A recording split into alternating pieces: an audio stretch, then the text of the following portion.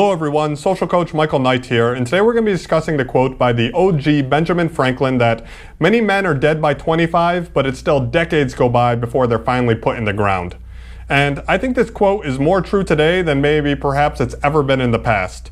But again, to keep things in perspective, in most of human history, you most likely already be dead because of some disease, or you've had your life taken from you directly or indirectly by another person. And this is really the first century ever that life has primarily not been suffering and toil for nearly everyone. So while there are still some new obstacles, they're still quite less than the ones that there used to be. Adversity normally makes a man, and with modern day comforts, many men forever remain a soft, doughy rendition of their true potential. However, all you have to do is overcome just a little bit of discomfort, and the remaining process of self-improvement can actually be pretty enjoyable and exciting. You are not going to be able to prevent geopolitical situations or corrupt policies or systems from stealing a lot from you.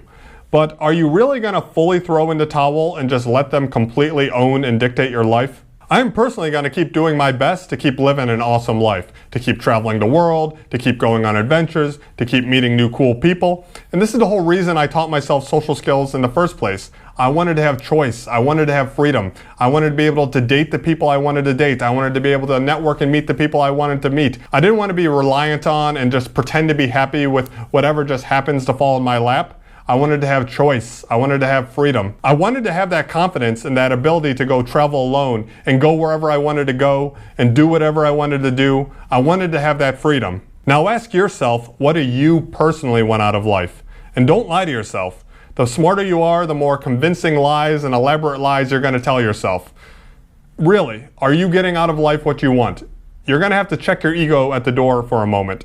This can be really hard for some intelligent people, right? It's hard to walk out of your electrodynamics class and then go to a bar and see some like frat bro that's drunk and seemingly getting more out of life and enjoying himself more than you. But what is the real metric of intelligence? Hint, it's not some Mensa IQ score. I define intelligence as having the ability to manifest into your life the things that you want, which can be different for every person. But are you really bringing into your own life the things that you want? Think of how we test intelligence of all different animals, right? There's the crow, and you give the crow a little sewing needle, and you put some food in a trap, and the crow goes, oh, I would like that food. That is something that I want in my life. I will use my intelligence and tools to achieve what I want and go get that food. And we look at the crow and we go, wow, that's a really smart bird. What about the mouse in the maze? The mouse is like, I would like some cheese.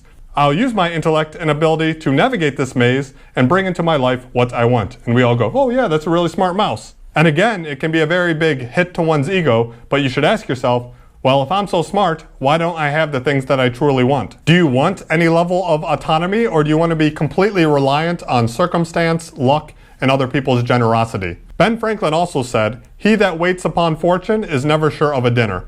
And I think if just waiting and doing nothing is also your plan, you're going to be hungry for a very long time. Doing nothing is not that much of a viable option anymore either. There's a tidal wave, and it's coming no matter what. And you can either try to surf it, or you can just let it drown you.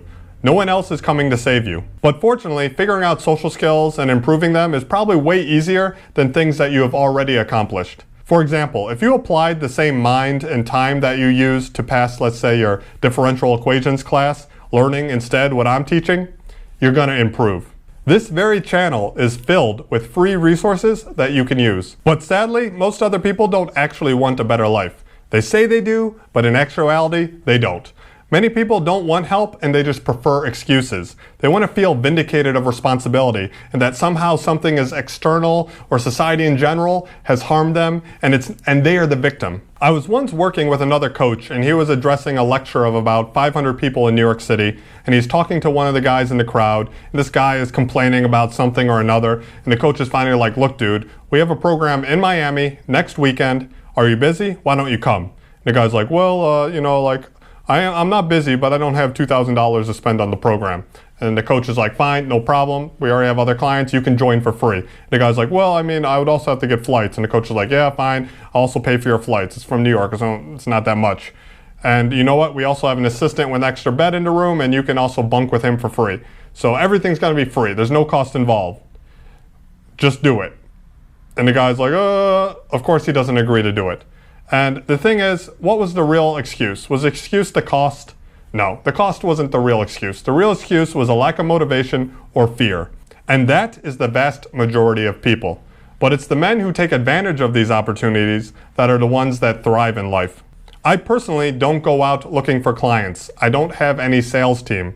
I make my information freely available so that the right clients can find me. In life, I believe that you can only fix yourself and help those who have chosen that they want to help and they want to improve. If you need to be convinced that you should work to improve yourself, then you probably don't have the motivation from the start to actually get better.